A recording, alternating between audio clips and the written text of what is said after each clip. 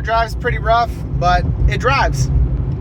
We've purchased what we think might be the best deal we've ever gotten on a vehicle. Ignore Aubrey's car on QuickJacks. Introducing our newest addition to the fleet, our 2012 Mazda 2. Now starting off from the outside, this is a nice premium pearl white, not just a flat white like Aubrey's boring Tesla or my Shelby. So this does have a nice pearl metallic flake, but the outside of this car is actually in really great shape. There's a few nicks and dings, but that's to be expected of a car from 2012. A few scratches on the rear bumper, but on the outside, nothing's damaged.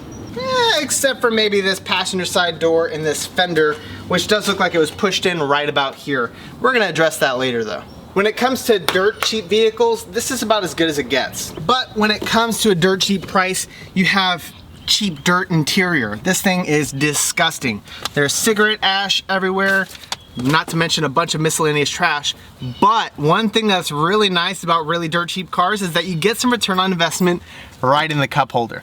These people are lazy, they don't want to clean out the car, and they leave all their monies in here, which is now my monies. Now overall, the interior of this vehicle is just plainly disgusting, but there are no rips, no tears, no really bad scratches on the interior. This thing looks flawless with the exception of just this area on the center console. That's it. Everything else is in perfect working order. Even came with free sunglasses. In the back seat, looking pretty cool too.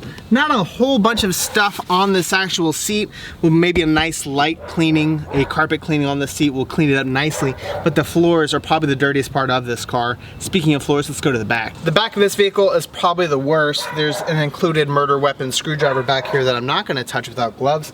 And underneath this trunk, you'll see there's a lot of oil in the back. Now, typically for a car with an engine in the front, oil doesn't go in the back, which leads me to wonder, why is there a bunch of oil in here? Somebody probably spilt a bunch of spent oil. But that's okay, because paper towels are cheap and one man's trash is another man's treasure.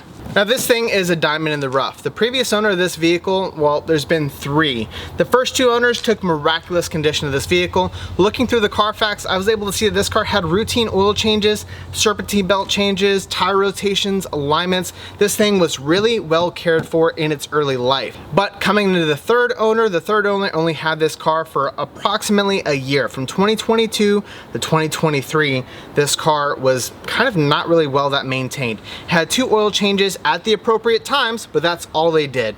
No tire rotations, no alignments, no spruces up. And then the car randomly went to an auction, which leads us to the 4th owner. And the 4th owner has only had this car since last September, and 1 oil change was performed on this vehicle. So the condition of the engine is in great spec, but the 4th owner obviously didn't care about this car. Now the title of this car is clean, no brandings whatsoever, has 102,000 miles, and we only paid $3,000 for it. Now this car obviously does need a very deep cleaning on the inside. It does need 4 new tires and an alignment and a fresh oil change, and I'm gonna go ahead and change everything else that this car needs, like engine air filter, cabin air filter, and possibly even spark plugs. So let's go ahead and get this car Turo ready. HP and Michael got started by cleaning the car. As we showed a few minutes ago, the car certainly could have been in worse condition, but it definitely needed a deep clean. While Michael worked on the inside, HP worked on the trunk trying to get rid of all the spilled oil in the spare tire area.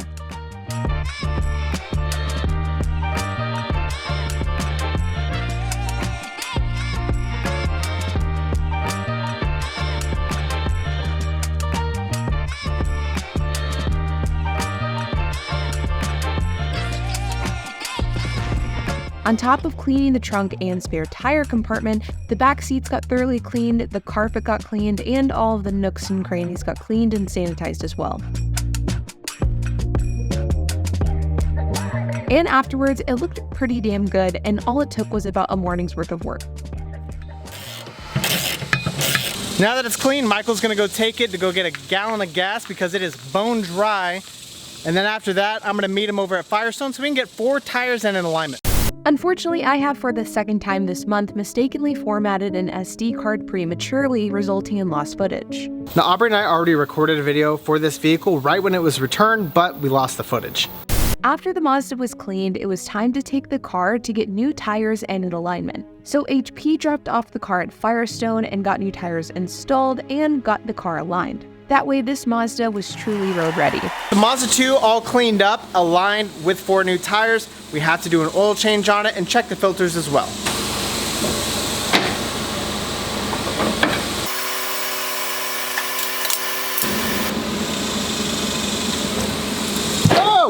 gosh. What the heck?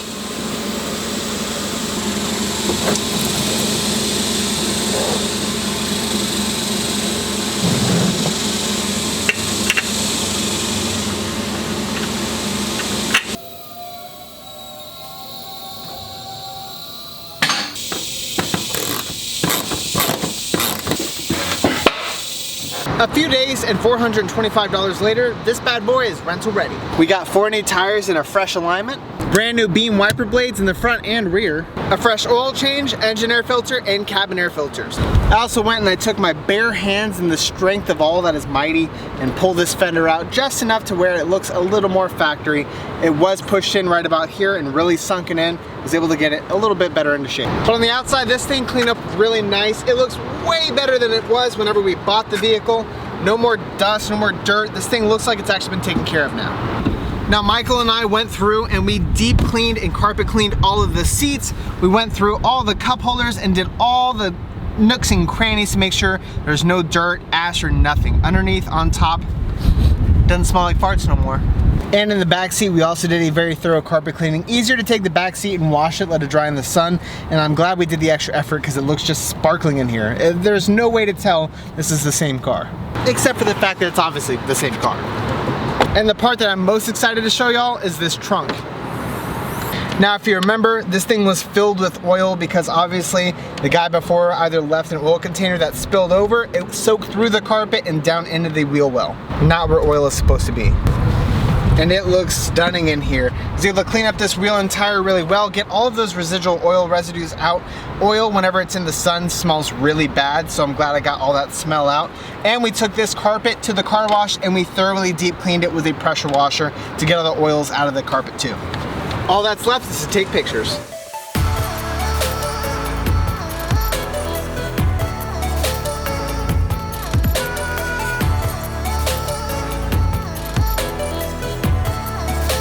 All in all, we were able to purchase this vehicle and get a rental ready for under $3,500.